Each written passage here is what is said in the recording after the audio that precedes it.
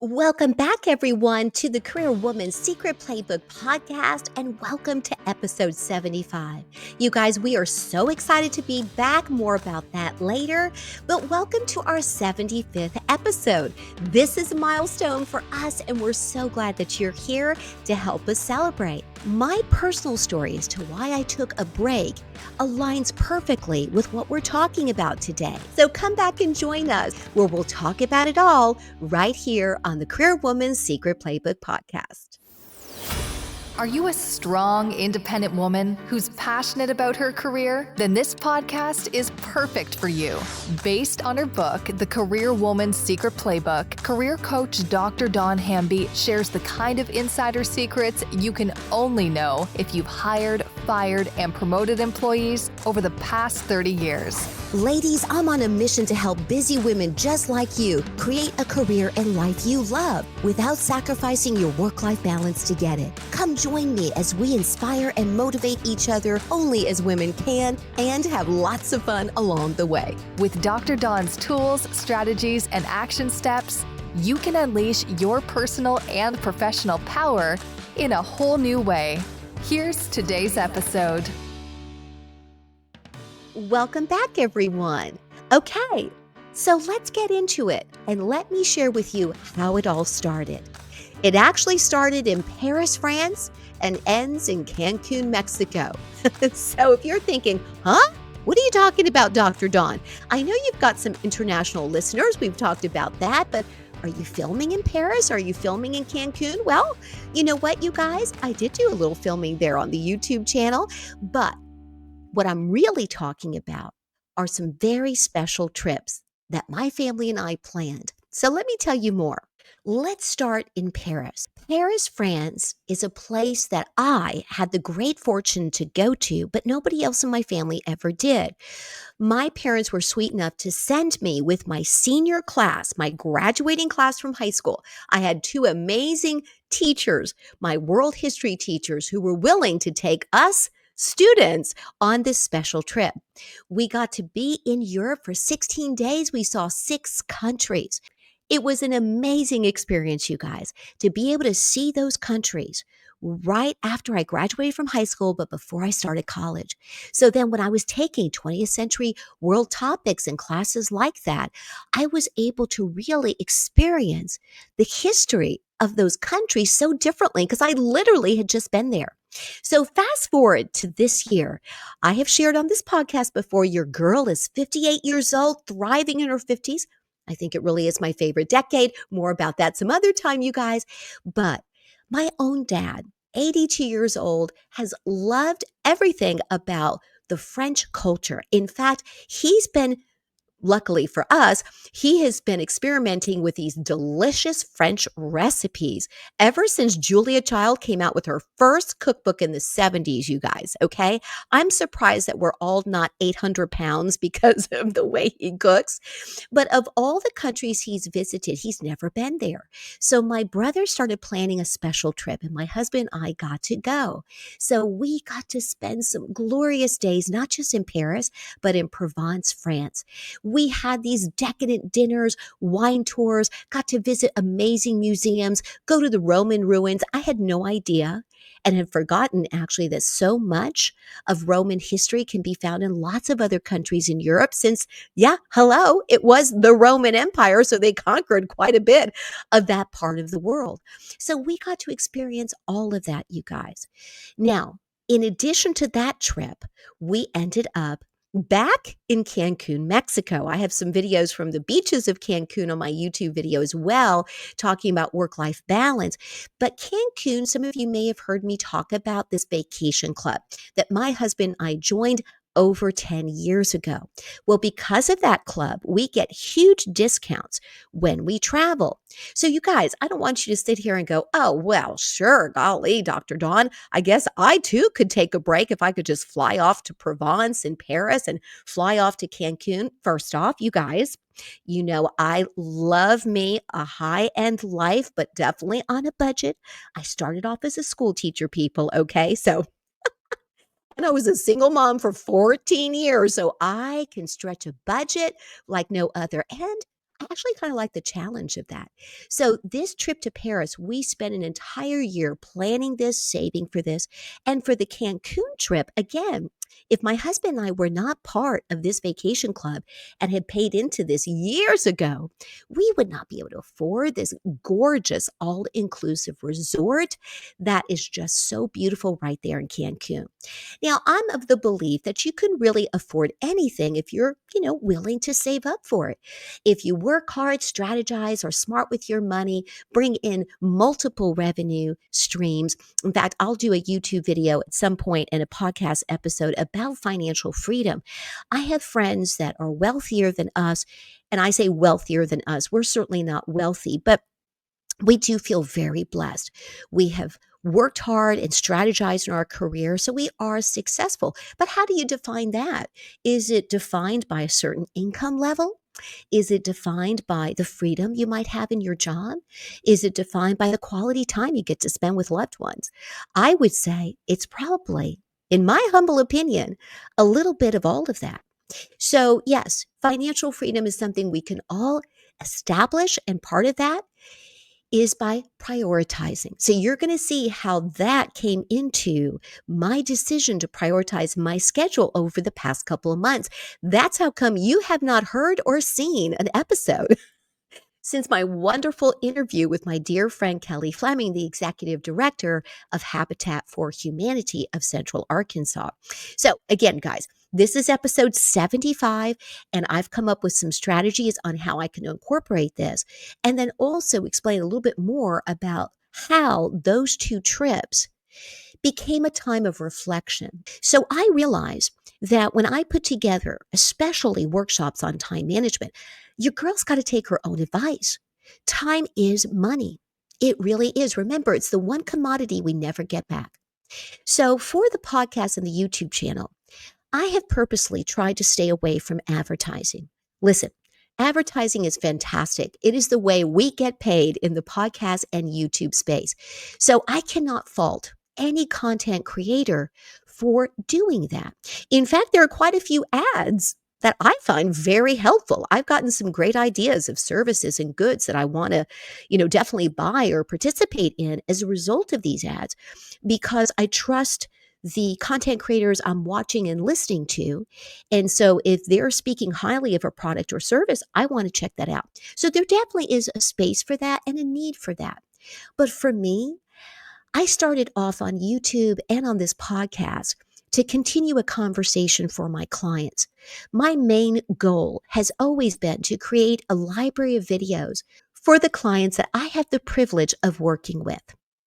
Now, one of the reasons that I've also worked hard, to create thumbnails and titles that might be a little catchy is because while I'm creating that library of videos and episodes, then if there's somebody out there in the world that is getting value, whether they're here locally, you guys have heard me talk about absolutely loving living in the beautiful city of Little Rock, Arkansas. This is like the most gorgeous state, I promise you. We're originally from New York, so I've got the best of both worlds, the love of city life and culture, but then also being able to live in such a beautiful state. And you've heard me talk about that. Well, I'm so lucky that a lot of our clients are from here, but I have clients that I work with not only in other states, but in other countries as well. And our audience continues to grow. So although I started off thinking, okay, I want a library of videos that I can share with my clients. So if I don't have time to talk to them about how to negotiate their salary or how to know your value, how to set healthy boundaries, I can quickly send them a video if they're struggling on that day. And say it's a day that I'm doing a workshop. Well, if I'm doing a 4-hour workshop, I'm just not going to be available in that 1 second to help my client. So I give my clients unlimited access to me. And when my time is stretched, I want to be able to pull from the podcast and my YouTube channel. I also wanted to create a playlist. So on YouTube, I created a playlist that I thought made sense. I've got ones on confidence and mindset. I have ones on turning your job into the dream job. So that's in our confidence series and mindset series. We have ones on time management, how to reignite your passion for your work, all kinds of things. We even started a health and wellness section of our YouTube channel, and I'm going to be starting a lifestyle section too. More about that later. But in any case, you guys, I realize that as I continue to grow the podcast, I've really missed it. So when I started thinking about my priorities, I had to put the podcast and the YouTube channel on the back burner because some of the clients I'm working with wanted me to go ahead and start coaching their entire leadership team. What a privilege to be able to work with companies and organizations that have the foresight to invest at that level in their people. You guys, there are companies where I send in a proposal, and although I'm budget friendly, they will come back with things like, oh, well, we don't have a line item in our budget for that. And I get that. I don't know a lot of companies that actually have a line item for consulting because that can mean so many different things, right? And they have their own CFOs to answer to. My comeback for that is always a budget simply shows your priorities. And if you look at where your money is going, it is quite possible that if I've just given you a proposal that may be $2,500 for this huge project, which is very reasonable. We're not talking 25,000, maybe just 2,500 for, I don't know, 3, 4, 5 months worth of work. If that's what I'm going to do for your company, take a look at how much you're spending on perhaps your copier lease. Now, nothing against a copier. You guys, we all have to print things, okay? I definitely do. But what I'm saying is a company's budget really reflects their priorities. And people in my world, in the professional development world, we know that Fortune 500 companies understand the value of investing in professional development. In fact, most of those companies will spend at least $1,000 per employee per year on professional development. So you can see where $1,000, $2,000, or even $10,000 for an entire year of investment is kind of nuts not to consider, right? But, even though my company can create a budget for every situation, right? Small, medium, and large, we can do that for folks. We can help folks as little or as much as they need. And the budget's going to reflect that because we're value based. We don't do time based pricing, we do value based pricing. So, whether I'm working with a big company or a company that has maybe just 5 employees, we're going to create some special options. Well, when I started thinking about all of that on these family vacations, I realized that now that I have 25 private clients that I'm working with all at the same time. And now that I have I have lots of contracts and I'm very blessed to have that, but I have 5 very large contracts and they are taking up a lot of my time. And when I think about the value I want to be able to give them versus the time it takes to think of a title, to create the thumbnail, to upload the episode, I edit my own episodes, set it to music, all of these things, I had to make a decision. So, long story, but I wanted to share the details with you so that you could see someone like me who loves being able to create content for the audience. It was a tough choice. And in life, we have to make those tough choices, ladies, right? Now, if you're watching me on YouTube, our YouTube channel is for professional men and women both, but the podcast is specifically just for us ladies. We have more and more gentlemen listening to us. I appreciate you guys so much. I eventually will pivot away from just female-driven content and we'll do a separate podcast for professionals, men and women both. That's on the horizon, but not right now. I probably am going to continue to do the ladies first, so to speak, until we at least get to the 100th episode. And maybe I always will. But one strategy I'm going to have to probably implement, I can't say that today, One strategy I'm going to implement moving forward so that I can consistently bring you content is I'm going to have to be a little wary of going too long on the episodes. And listen, that's hard for someone like me who loves talking to you about all kinds of things. I love hearing from you. I have missed you guys. I have missed hearing how things are going with your career. You guys send me the most amazing comments and questions and I've missed that. I've missed that engagement with our audience. So I've decided that if I have to go a little shorter so that I can at least drop episodes more consistently, that's what I'm going to do.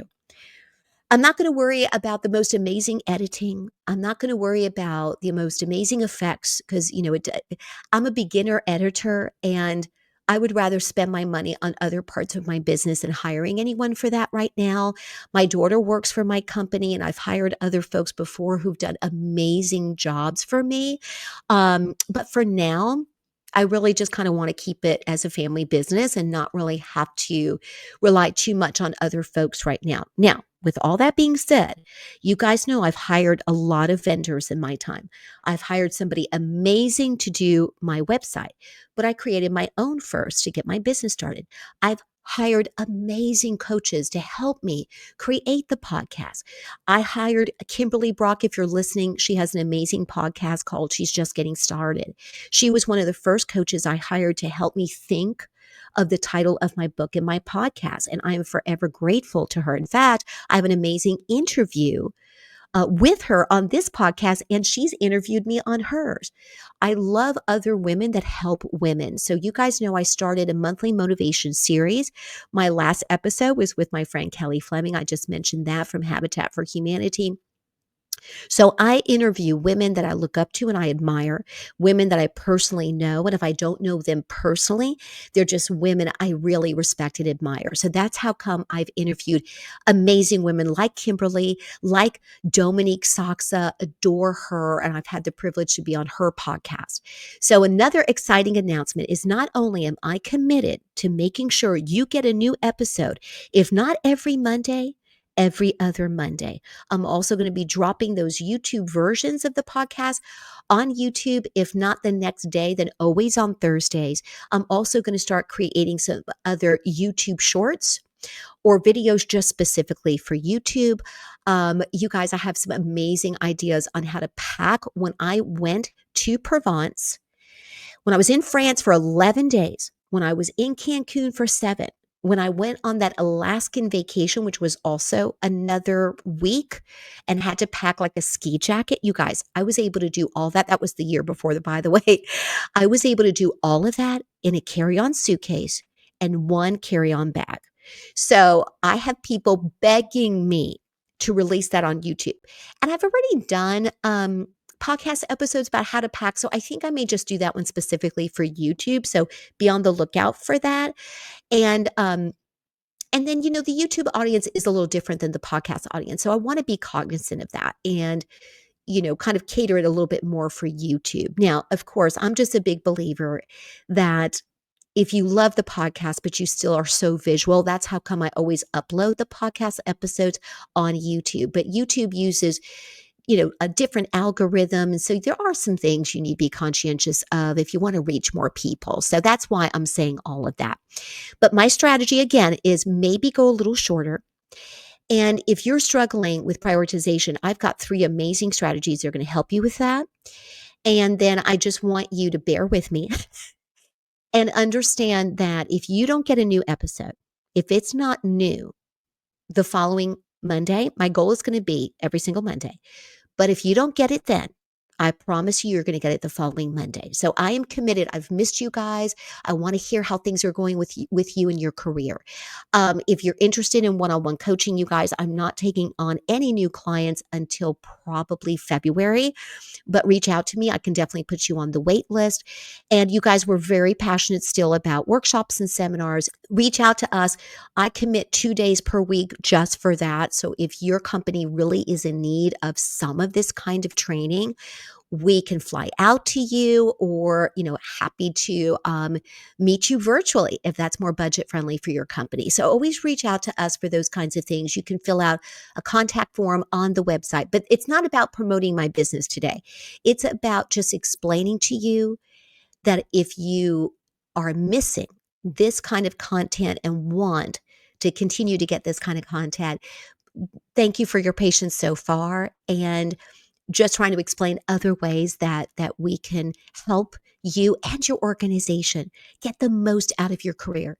I have a lot of women who ask me why I don't do more life coaching. And for me, I respect life coaches so much. I've had my own life coaches. When I first started in this business, it started more along the lines of life coaching in terms of before I was even in the workforce. I'll never forget that the first book I picked up was How to Be Your Own Best Friend. And the second book in that space I picked up was called Love by Leo Buscaglia, both of which showed the power of choice. And I was only 12 years old, by the way, when I picked up the How to Be Your Own Best Friend. My dad was in the Navy. We were moving all the time. And it was hard to keep introducing myself and making new friends. And it just broke my heart to say goodbye to old friends. And this was remember, I'm 58. This was way before cell phones, way before the internet, way before you could stay connected. You had to actually write a letter, right? With paper, a stamp, you know what I'm talking about, an actual stamp, an envelope. Have you heard of these things, right? So you guys, it was really hard.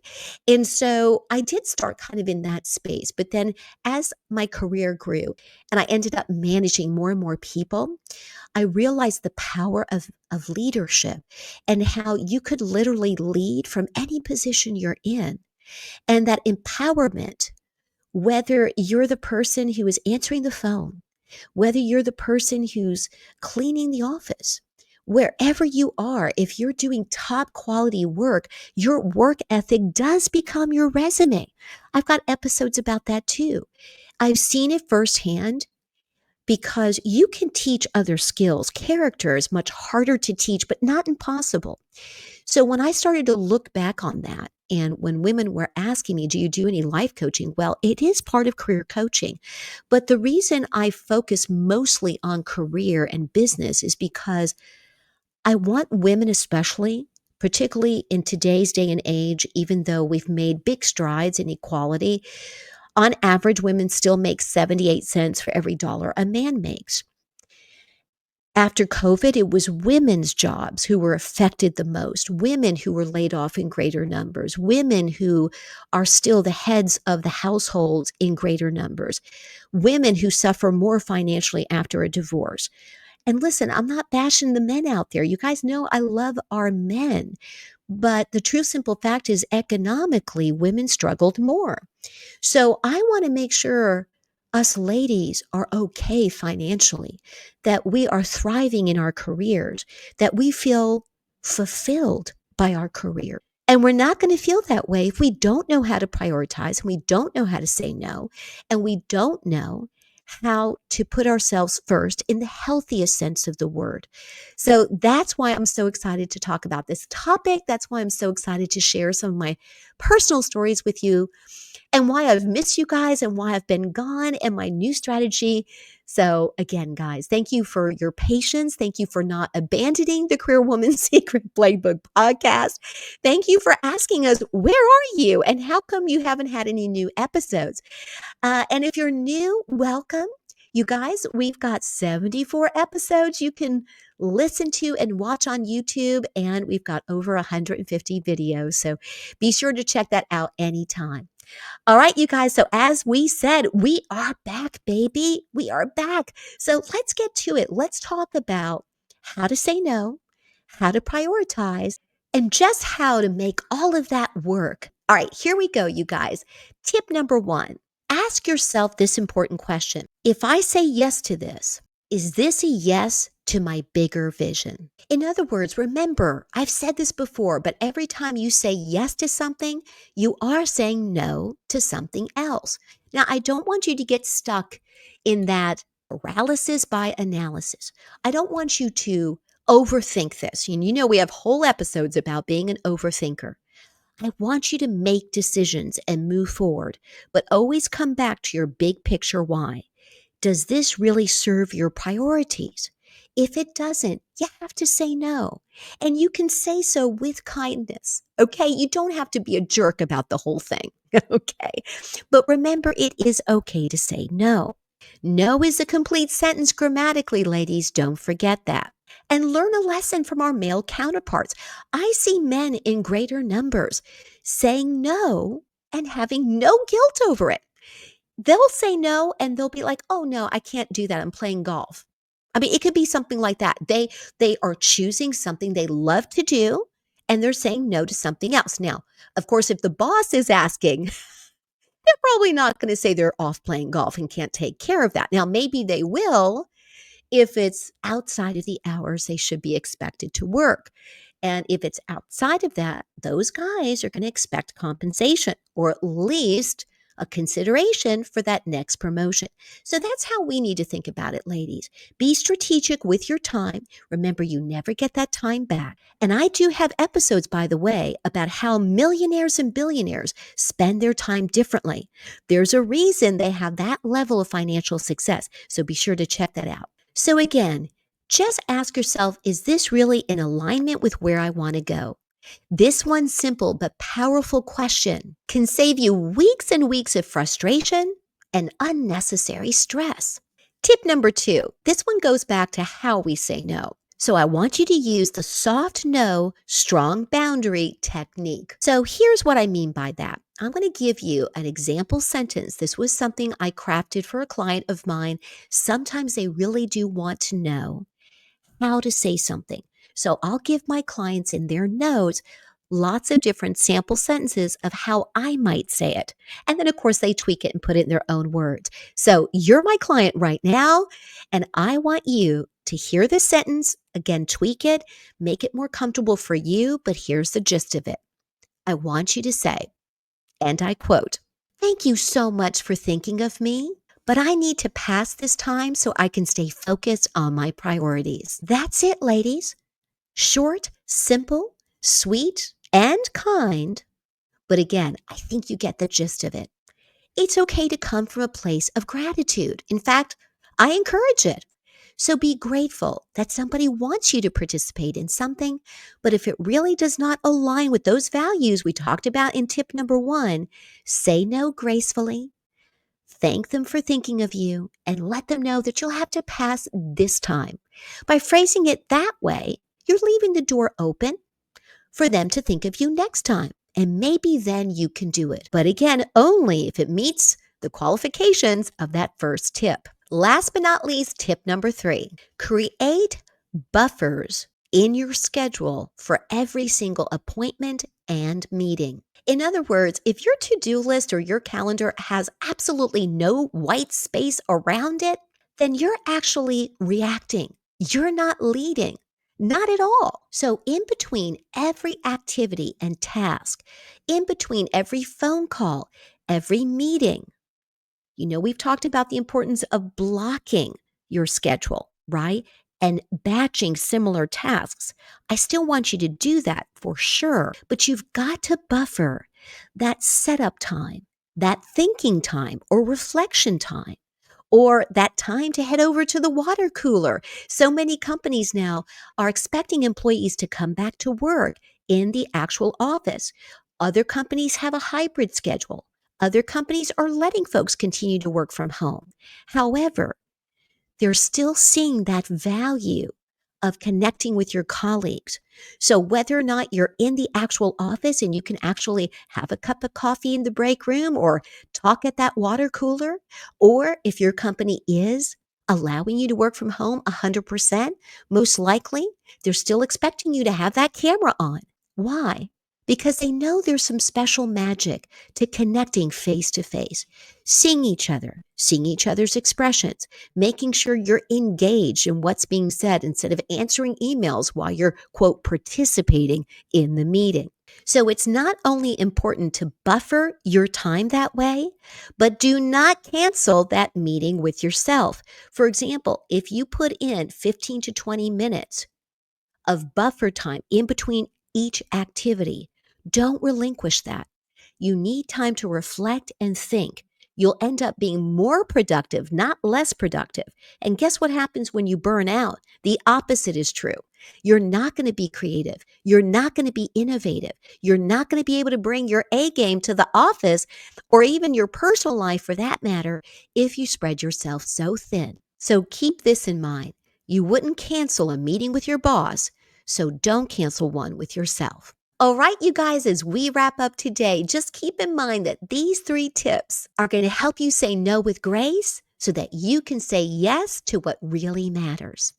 And that, my friend, is a key to having a fulfilling career, one that really fuels you and showcases your talent. And I want that for you. All right, you guys, as we wrap up, I'm going to leave you with our motto that we say here at the Career Woman's Secret Playbook, and it's this. If you're not having a fantastic day, don't forget you've got the power to make it one. Until next time, guys, I'm going to give you plenty of solo episodes. I also have an amazing array of incredible women guests coming up that I cannot wait to interview. You are going to absolutely love their stories. But if you're looking for some monthly motivation interviews, you guys, I'm going to include the playlist here on YouTube and in our show notes on our podcast. So be sure to check out those interviews and much, much more. I hope you have a terrific rest of your week, a very happy Monday, you guys. And after listening to today's episode, I not only hope you're as excited as I am to be back, but I hope you also realize that by listening to today's episode, you've just added some extra secrets to your Career Woman's Secret Playbook. Bye, guys. I know our episode is over, but this is just the beginning. If you're ready to take action but don't know where to start, just head over to DrDawnShopTalk.com for lots of free resources, ways to work together, and for even more. Subscribe to the Dr. Dawn Shop Talk YouTube channel. Remember, ladies, you don't have to take this journey alone. I've got you covered. Till next time.